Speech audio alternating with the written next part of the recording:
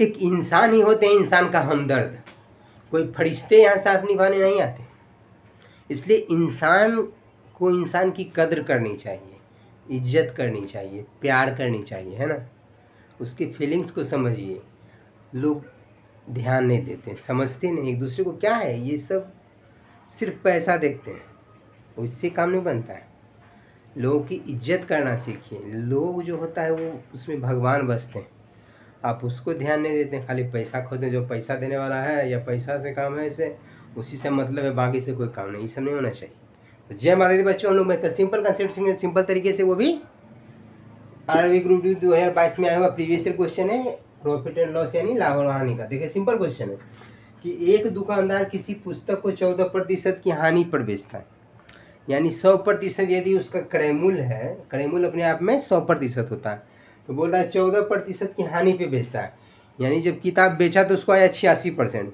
Simple सा logic ये है कि 14% हानि होने का मतलब कि 100% नहीं आया, उसमें भी 14% कम आया, यानी जब बेचा तो उसको 86% ही आया।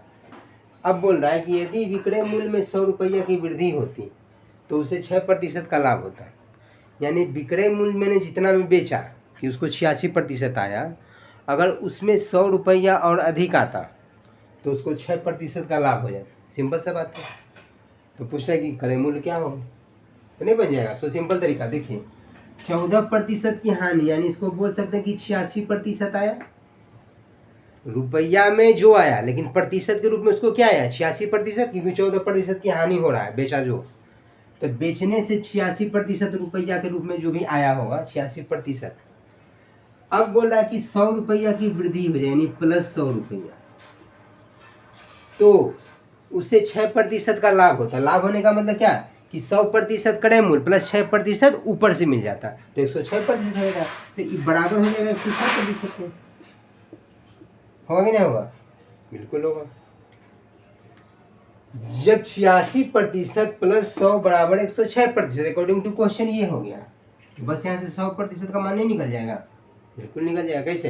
पहले इसको इधर भेज देते हैं, 86 इधर आएगा तो माइनस हो जाएगा, तो 100 बराबर 106% माइनस 86%, यानी 106 में 86 गया तो 20%।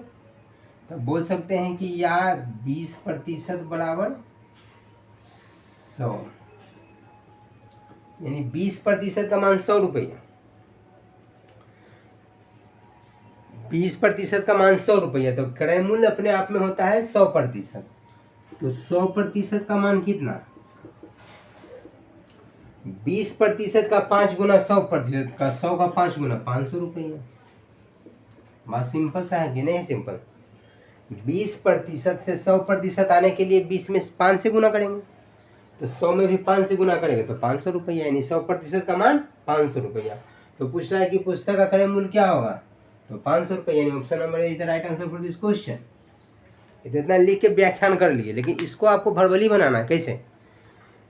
कंसेप्ट समझ लेंगे तो इसको भड़बली बनाना है, इसमें कलम उठाने का काम नहीं है, क्योंकि यह बेसिक क्वेश्चन है। देखिए, एक दुकानदार किसी पुस्तक को 14% की हानि पर बेचता है, यानी 14% लॉस हो रहा है उसको, यानी जो बेचा क्रय मूल्य अपने आप में 100%, लेकिन बेचने से उसको 100% आया नहीं, बोल रहा है कि 14% की हानि हो रहा है, यानी 100% में 14% कम आ रहा है, यानी बोल सकते हैं कि जो बेचा उससे उसको 86% आया।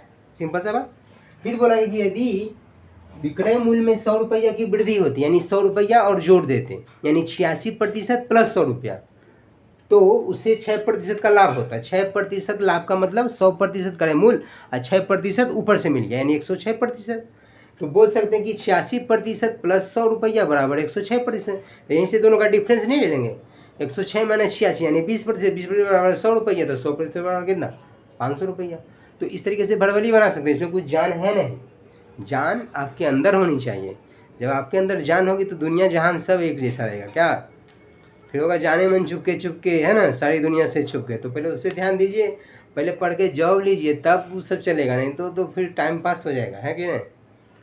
सदा के लिए पहले जॉब सिक्योरिटी के लिए चाहिए, आपके लिए भी ज़रूरी है, उसके लिए भी ज़रूरी है, तो पहले जॉब पे ध्यान देना है। तो जय माता दी बच्चों, मैथ पे ध्यान देना है, कंटिन्यूटी बना के रखना है। मिलते हैं नेक्स्ट वीडियो में नेक्स्ट के साथ। उसके लिए थैंक यू सो मच।